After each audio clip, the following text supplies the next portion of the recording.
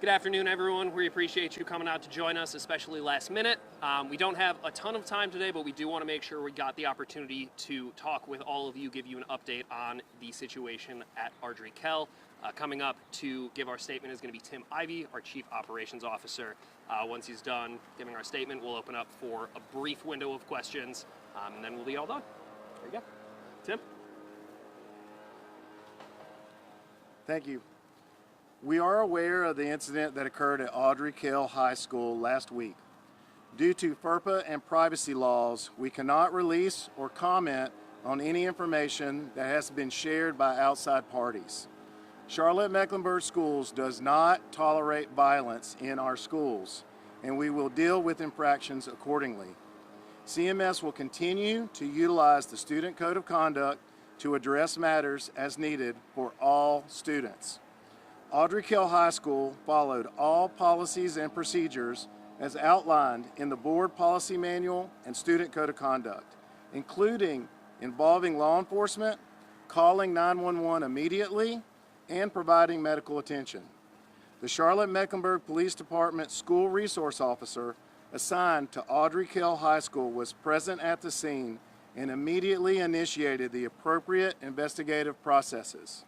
This is now an ongoing police investigation, and it's important to note that the determination of whether this or any situation constitutes a hate crime falls under the jurisdiction of law enforcement and not the school district.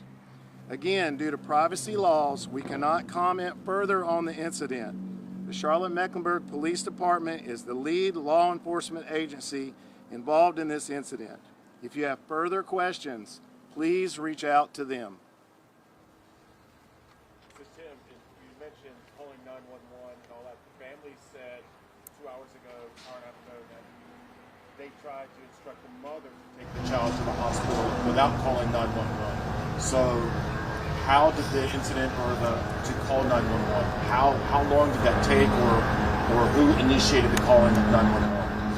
Again, based off of our privacy laws and investigative protocols, we know 911 was called, and we know that the police followed the processes that they were initiated to do. But how long after the incident?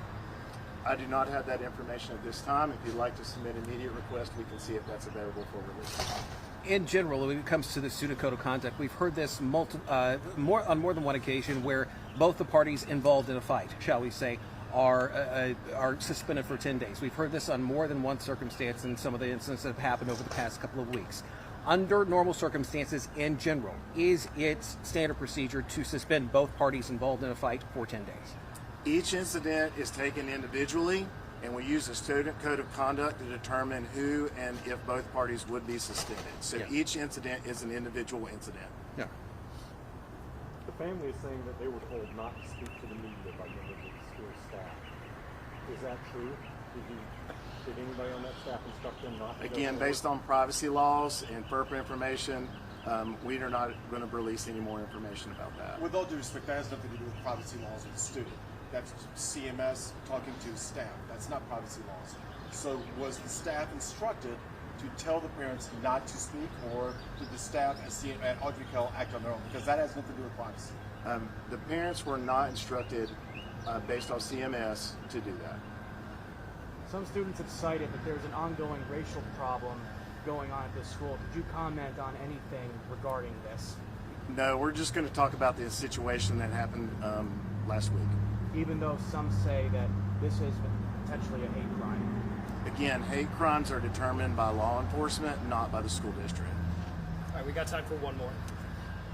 Was there an incident report filed with the police department? Was there an incident report we can look up?